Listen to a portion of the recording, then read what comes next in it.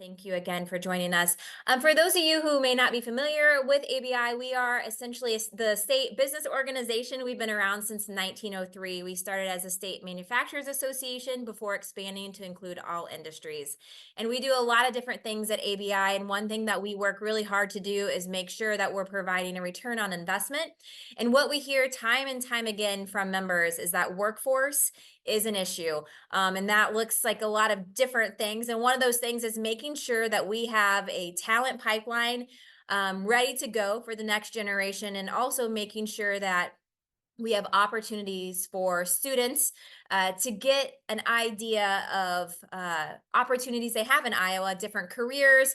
And so we are really excited today to have Momentum Studios, Jeff Reed and Kristy Volesky here with us to talk about what they do and also how you can really help move the needle with those business and education partnerships.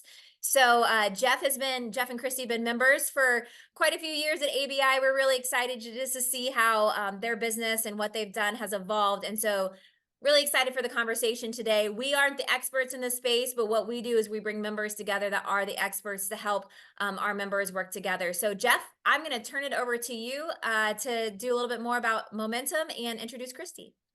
Yeah, absolutely. Thanks, Nicole. Like Nicole mentioned, my name's Jeff Reed, founder of Momentum Studios. So we're a innovation and strategy consulting firm.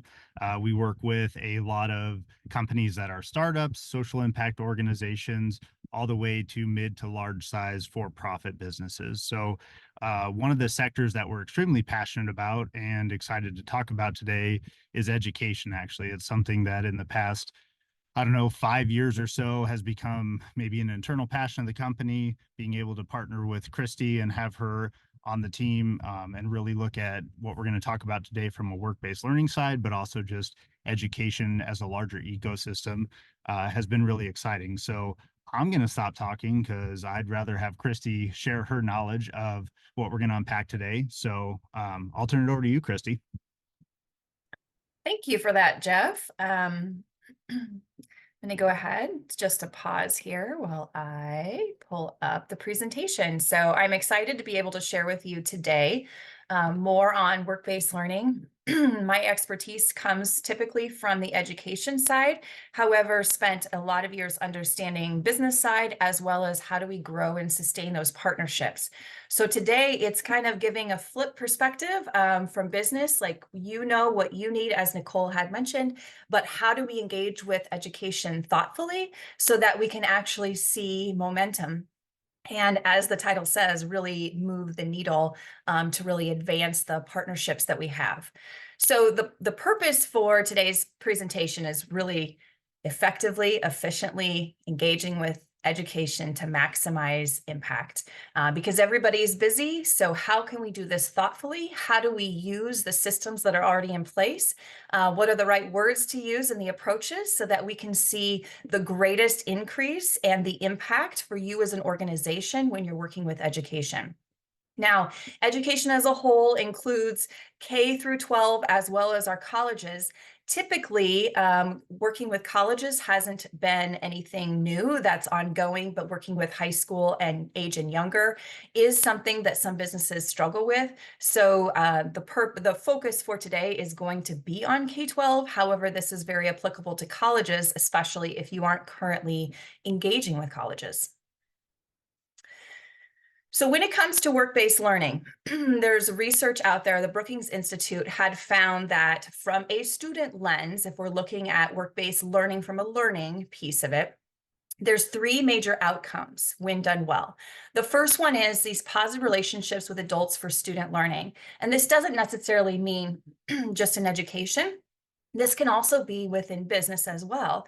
And so when we have adults working directly with students, students have the opportunity to learn, to fail, to learn, to try again. And that produces these great results, especially around employability skills, learning how to communicate, learning how to take feedback. All of that is possible through mentorship. And when we bring both education and business to the table, we can utilize both in the capacities that make sense to support each other. So it's not falling on the shoulders of one individual. But the benefit to students is they have this support system in place to help them make progress rather than consistently stumbling. The second big outcome, it has to do with these hands-on learning opportunities to build skills. Now, this could also be those employability skills, but more so those technical skills of how are we learning the different elements related to the field that I'm interested in, so that I know that, first of all, this is something of interest, but then when I go into that business and into that career, I actually have a foundation, and so I can accelerate my training a lot faster. And then finally, this is a really big one and something I really want as a business for you to focus on, and this is increased social capital.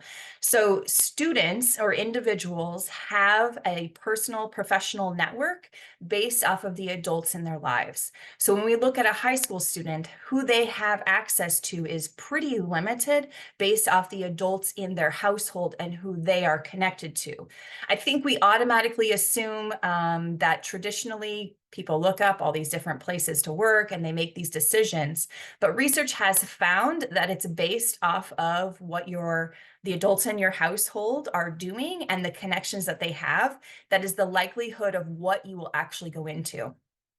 So what that means for you as a business is your current employees somewhat limit what your future employees are, unless there's some sort of intentional interaction done for other students, meaning you're engaging with schools on a larger intentional scale.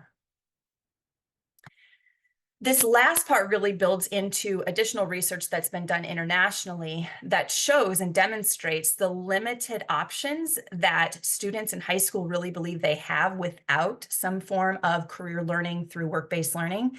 And that's, you cannot be what you cannot see.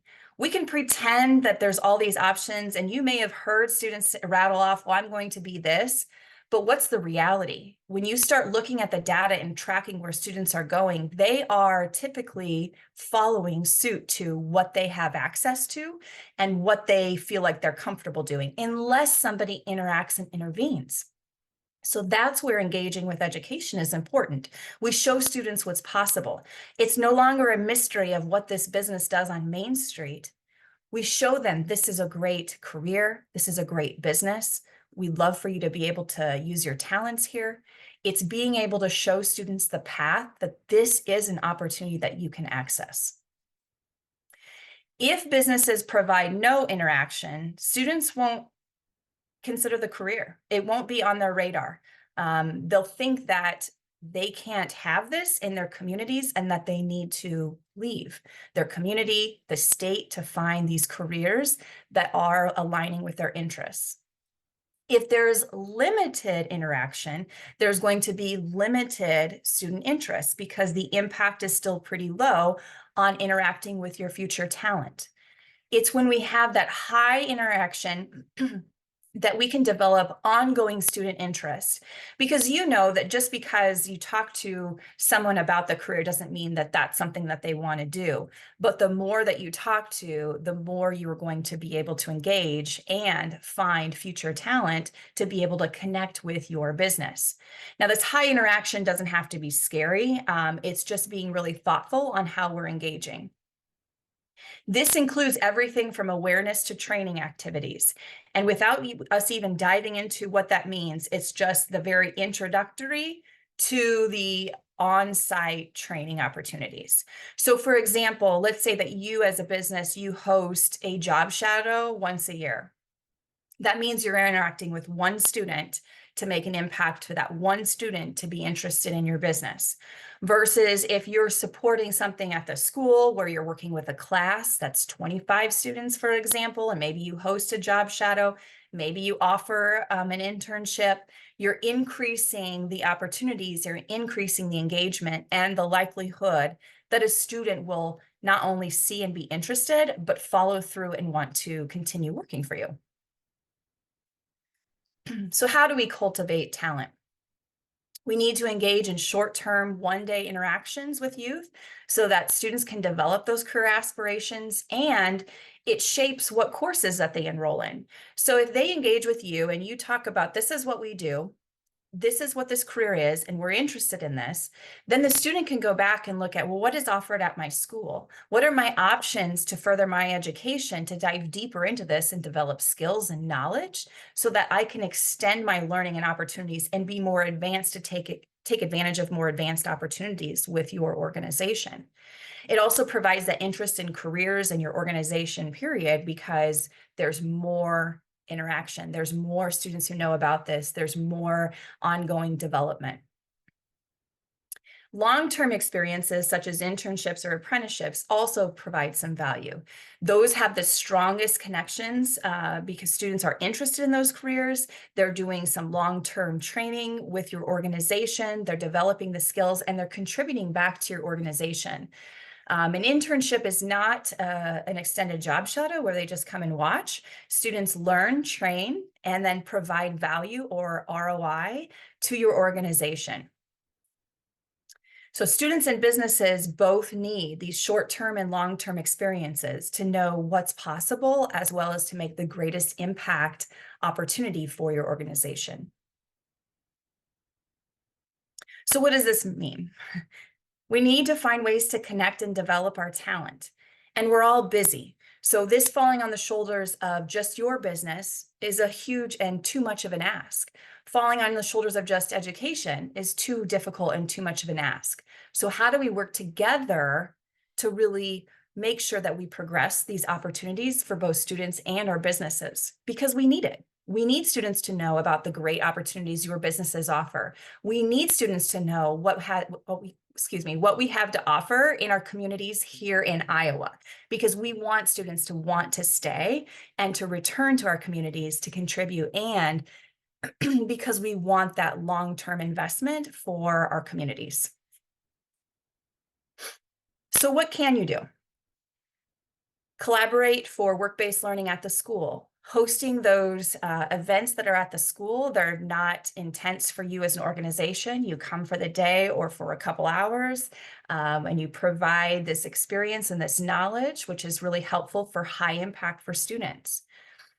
Collaborate for some sort of work-based learning at your business. Going back to, you cannot be what you cannot see. So having students be able to see what is actually behind these doors, like what do you offer as a business, provides tremendous value for you as an organization to impact students to know that this is a real business, real opportunity, really related to the career of interest. And all of this informs students of opportunities at your business as well as in your community. So a couple of examples at the school, and this is not a comprehensive list, but for example, one might be offering a hands-on booth. This is where students get to try out elements of a career, and this is different than your traditional career fair.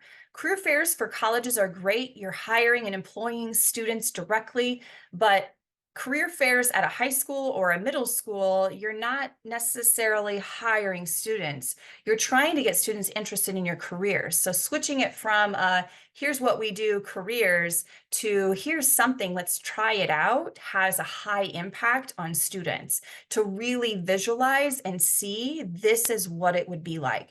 And this doesn't need to be some complicated giant piece of it. It could be something really small and minor, but it's a way to show and to demonstrate this is what it is that we do at our business. Another option is you could partner with the school on a project. This could be just a one-time project with one small group of students on a challenge that your business has, and they can help solve it. Or it could be for an entire class where they have small groups competing against each other. So then you as a business get to decide which was the best solution, and what a great opportunity to be able to select from multiple options. And this can be anything from maybe it's how to interact better with social media, or how do we get this client or this client group better, or what do we do here to attract more potential employees.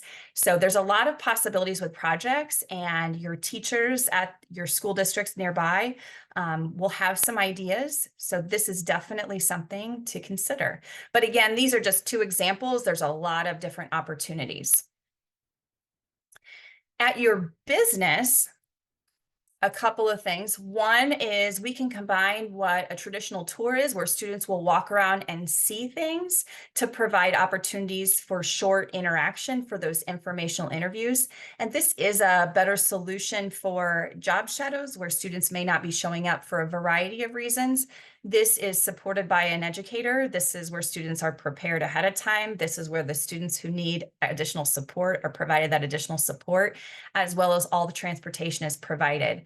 So this would allow a rotation, small interactions, maybe 4 or 5 questions that you would typically see in an informational interview, to just give a glimpse on the different types of careers available within your organization. This also overcomes the idea of the stigma that your business is only one type of career, only has one type. You can showcase all the careers available in your business. And what a great opportunity to really highlight maybe some areas where you have trouble hiring, to really demonstrate this is what this career does and it's great, to bring more information about to the community.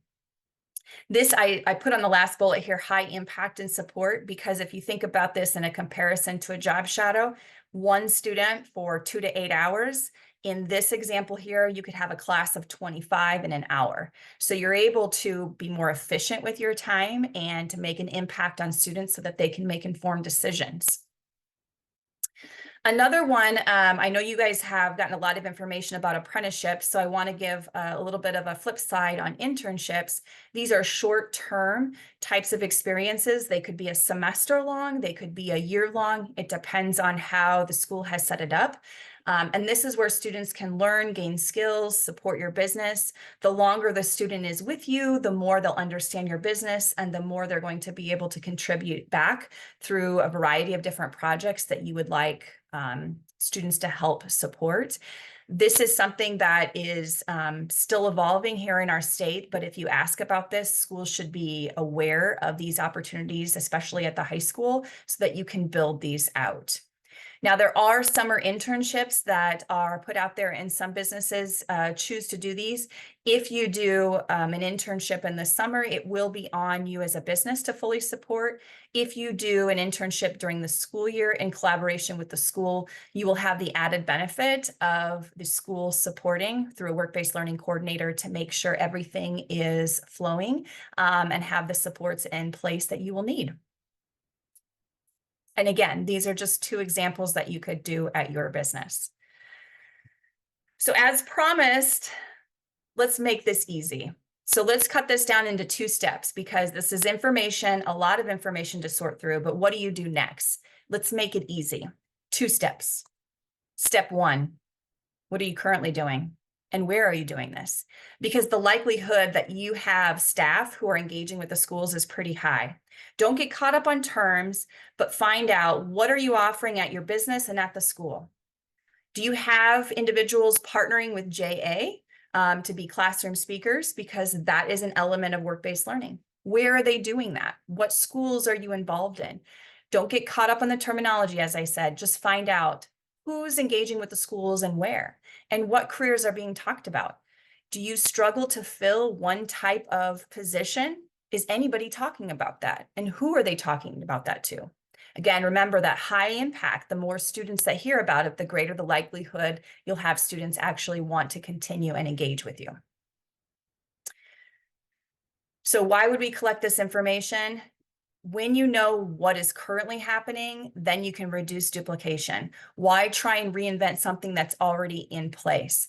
Plus, if you have any sort of turnover, you can make sure that that continues and it doesn't abruptly end based off of employment trends. Then you can also identify those gaps and opportunities and maybe where you strategically want to move next. Step 2. Use your identified gaps to increase your work-based learning at both your business and at the school. So reach out to your school's counselor to identify how you can get involved. I do want to put the caveat there that the school counselors have a lot on their plate. However, they are responsible for overseeing district career and academic plans, which you don't have to know all of that. Just know that they have to organize all the different work-based learning experiences to be able to send to the state, and they're part of a team. And so Identifying or reaching out to the school counselor as your first step is literally just to say, we want to get involved. And then they can figure out how to get you involved from there. So you want to know, how can you support work-based learning experiences? Maybe there's already something in place, and so they can just add you in to that experience. So as I mentioned, the school counselor provides the connections to work-based learning coordinator or another staff member that you can work with. Your counselor is just your point of contact. They're not going to be the person who comes to your business to help develop out an experience. They're likely going to pass you on. But this also eliminates a lot of hoop jumping you may have by reaching out to a secretary or a principal, or maybe just a teacher that you think might be the person. This will be the first person to reach out to, so then they can pass you along to the right person and make sure you're included in these different experiences that they have planned. And as I mentioned, they're part of a team that is required to report this information out. So if they already have something going on, they'll say, yes, on this date every year we do this, or we're thinking about adding this. What do you think about that? So it's a great way to troubleshoot where you may be placed and where you can go to help expedite integrating in with the school. It just makes the growth more manageable when we can be part of something in existence to help plan out what makes the most sense. So as a review, this two-step process: identify what you are doing, and then we're going to add in some work-based learning. One at the school and one at your business. Why one of each? Well, one at the school has the likelihood that it's going to be a high impact, meaning it'll provide exposure and opportunity for a lot of different students. One at your business will be able to visually show, this is what we do. This is who we are. It makes it more of a reality. With that, I'm going to open it up for questions. I did post on here both of our email addresses if you would like to have a separate email conversation or a follow-up conversation. So I come from typically the education world, but also have flipped to work more with businesses. And Jeff has worked with businesses and has engaged flippantly with the school districts as well. So we both have a multi-side piece of that. Yeah. And I Would you think like me to maybe the stop sharing? one thing I would add, Kristy, to that is just the schools are eager to truly find these opportunities, and the businesses we work with are equally as eager. A lot of times, usually with businesses, it's us helping them set those maybe initial groundwork to be able to design these or support their efforts internally. A lot of times we look at, you know, can this come out of some sort of training budget? Can this be put together with some of the just employee development funding from the business side? And from the school side, a lot of it is just coming alongside and giving them some actual projects or some recommendations, again, to make them aware of what's out there, to be able to engage them in authentic experiences. And there's a lot of times that the educators maybe aren't aware of those opportunities. And I know that it sounds simple, right? But we're often amazed at how many businesses have maybe just done one thing, right? They've talked at a career fair, which is great, but they're still wanting to figure out how they can do the next steps. And so some of the things that Kristy recommended today are really great ways to get engaged. And I can say from some of the schools we're currently working with, they are eager to really rethink education and how they deploy experience-based education, because that's what the students are wanting, they're yearning. I mean, they're really leaning into it. So this would be a great way to get aligned with schools as they transition to new ways of deploying education for their students. Great. Well, thank you both. I did put it in the chat to see if anyone had any questions. I think now's a great time. I really appreciated the way this was presented to Kristy, because I think, and Jeff, because I think so often when you're talking about the education and business partnerships, it's kind of like, where do you start? Where do you start with the school district? How do you, we're experts in business, but we're not experts in education. And I think, you putting it out that way really helped us as business leaders understand, okay, maybe the counselor is focused on the career side of things, but letting them know, hey, we just need a contact in the school. We don't expect them to do the program for you. And Kristy, I know you mentioned you're from education, but Kristy was working with the Iowa Department of Education, specifically in work-based learning. She has been doing this for over 20 years. She didn't mention this. She actually has a book about work-based learning that is it's really great too. That again, not coming from the education side, sometimes it seems a little overwhelming, like where do you even start? But that's really why when we had a chance to sit down with Jeff and Kristy, we wanted to bring them in. We wanted to offer up their expertise to all of you as members, because I think the way it was presented today, it doesn't seem as daunting, right? There's little steps. Yes, there's complete apprenticeship programs, but there are also little steps that people can take that make a really big difference. So I've been talking a lot. Do people have questions or comments or feedback or examples that you're currently using within your company? It's a quiet group this morning. Jesse did also put a link in the chat to transformational work-based learning. One thing I did want to mention, and we know everyone is busy, and one thing that I wanted to mention is, and I put it in the chat as well, that the ABI Foundation programs are really speaking to what Kristy and Jeff talked about earlier. We know that students have the opportunity to go anywhere, not just anywhere in the state or anywhere in the country, but anywhere in the world.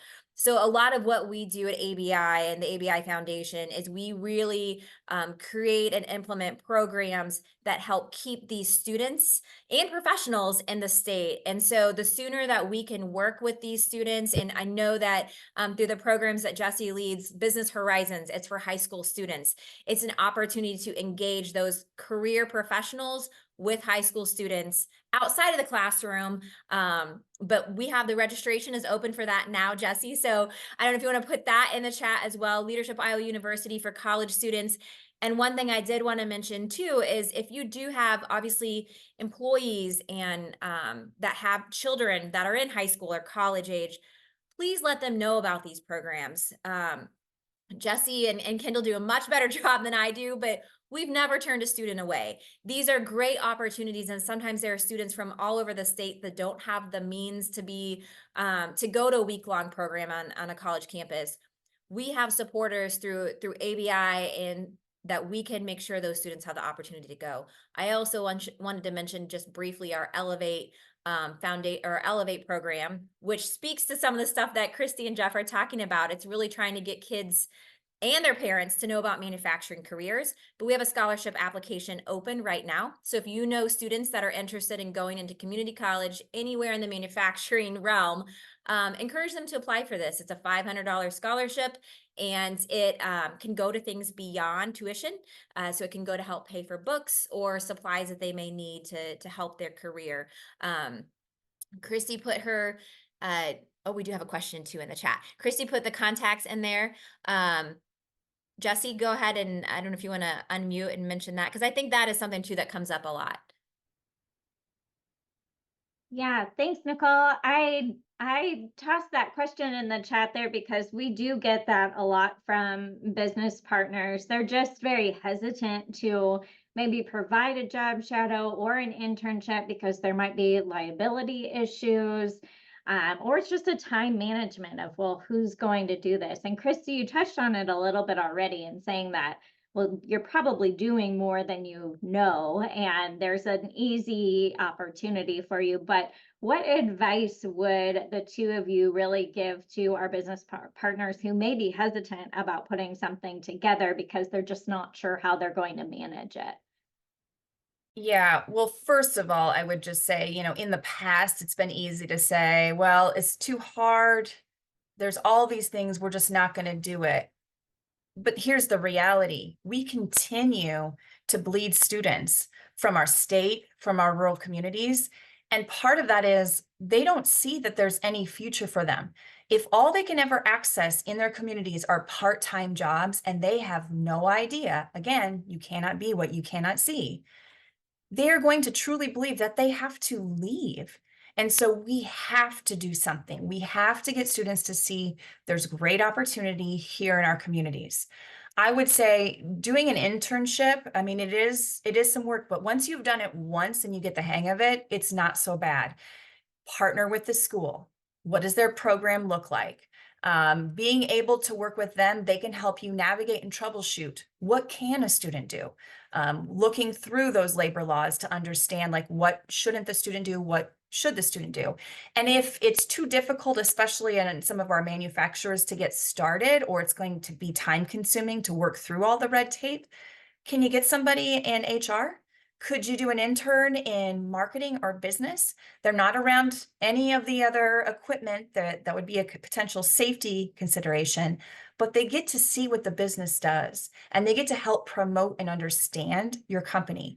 Because when students, again, during the year, when they're involved in an internship program and they're learning and they're doing things, when they are in the school for a portion of the day and students see them, they ask them questions. What are you doing? Why are you dressed up? Where are you headed?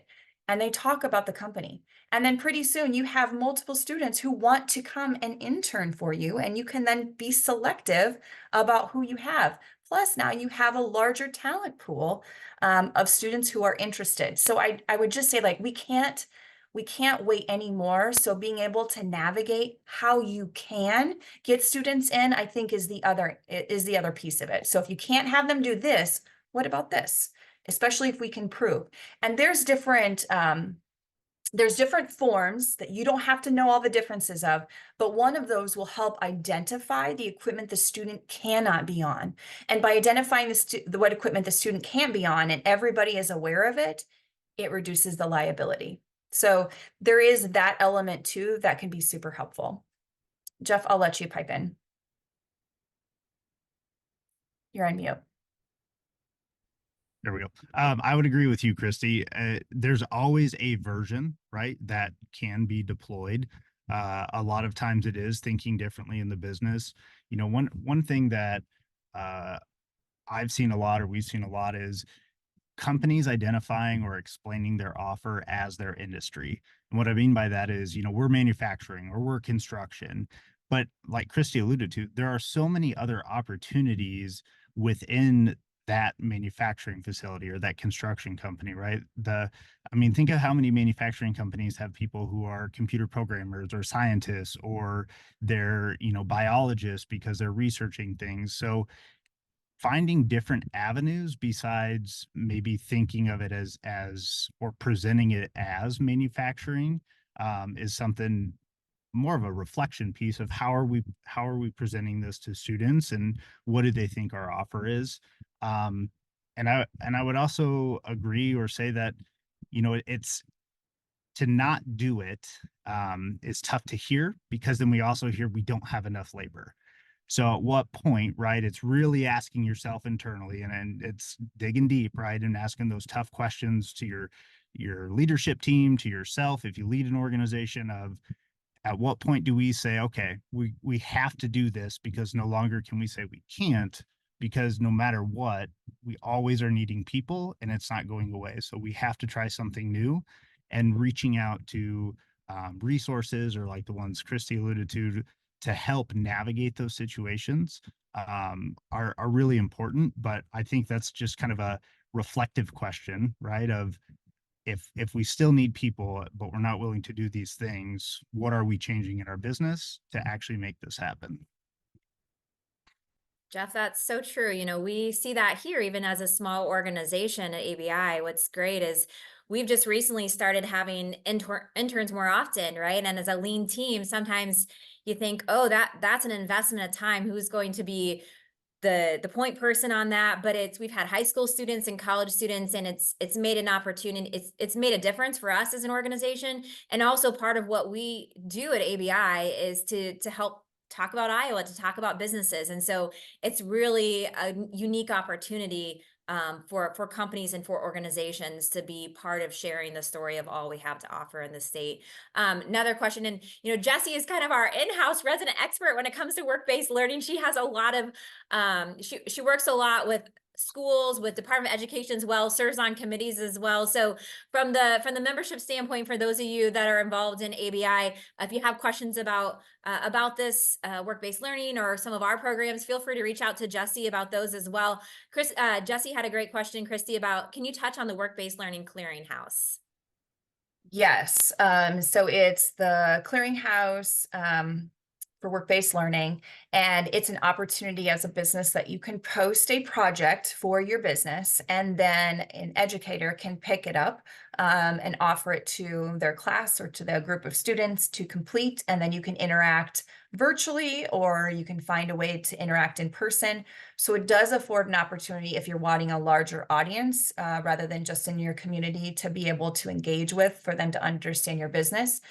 But if you're not quite comfortable or know how to create a project and maybe want a little bit more of a stepping stone, that's where I would just say, contact your counselor and just say, we want to do a project with the school. Where does this work? And they're going to be able to reference that district career and academic plan and then point you in the right direction. There's a lot of different opportunities that both Jesse and Jeff were a part of, even transforming the idea of entrepreneurship. So looking through, how does that look like if we offer an entrepreneurship class with Biz Innovator, where students are going through a series of projects within their community to develop out leadership skills while working on their own business. So your project could easily plug into an entrepreneurship class, or it could work for a specific class that's doing projects with businesses. Again, those are varying across the state, anywhere from middle school to high school classes. So again, if you want a little more stepping stone, I would just contact your counselor and just say, we want to do a project with the school. Who do I contact? And then you should get forwarded. Great, thank you. Does anyone else have other questions or comments? Maybe one thing I would just add, Nicole, is that, we're headquartered here in Ankeny, and we have what's called the Orbis program, which is experiential learning and leans a lot into project-based or work-based. And right now, and this is more or less to share examples, there's 3 different teams, which is a total of 11 students working on projects for our company. And they are anything from, one is a creative art installation of how do they, because that was their passion, was around art, and we wanted to be a partner of how could they do that inside of our organization. But even though art isn't what we do, it still allows them to get exposure to us as a company through some of the things they're passionate about. Another is looking at some of our spatial design. We have one that's looking at, swag and things that we offer. But I think giving the students an opportunity to just interact with your company on even other things that aren't necessarily positions, but are projects, is really beneficial. And kind of taking that, I don't know if it's a leap of faith, but I'm always really surprised at the quality that the high school students provide, the seriousness that they take. And one of my favorite projects to have them involved in is usually feedback, right? So if you ever want to learn about your company, or you ever want to understand how you can do things better, I mean, students are so well equipped to be curious about something, provide feedback, and help you improve as a business, right? And so those are some of those a little more obtuse ways that students can interact, but it's not to be limited through, if we make this widget, they have to see how this widget's made. There's a lot of ways and parts that, equal a business that they might be interested or want to be involved in. Great, thank you. Thanks for those examples. And also in the chat, Jesse included a little bit about Ankeny Orbis, so you can see that similar probably, or in some ways, there's a Waukee Apex program. There's some schools have that, some are just now evolving into those. And so I think having some leaders like that in Ankeny, I think is really helpful. Really appreciate Jeff and Kristy, your time this morning and expertise. You have their contact information. Please reach out to them if you have additional questions. Reach out to us if we can provide assistance in any way. Just did want to let everyone know we do have a couple of cool events coming up. We have our Business Day in Des Moines on March 6th, and then the next day will actually be in Dubuque for a Connecting Statewide Leaders Luncheon on healthcare, in collaboration in conjunction with the Leadership Iowa program that will be in Dubuque next week. week. So also our annual conference is, the registration is open. There's lots of workshops on all different things from employment to work-based learning. So please check out our website. Again, Jeff and Kristy, thank you so much for taking the time. Thank you for your expertise. This was really engaging and helpful. And we'll talk to you all soon. All right. See you guys. Thank you. Thank you. Thank you.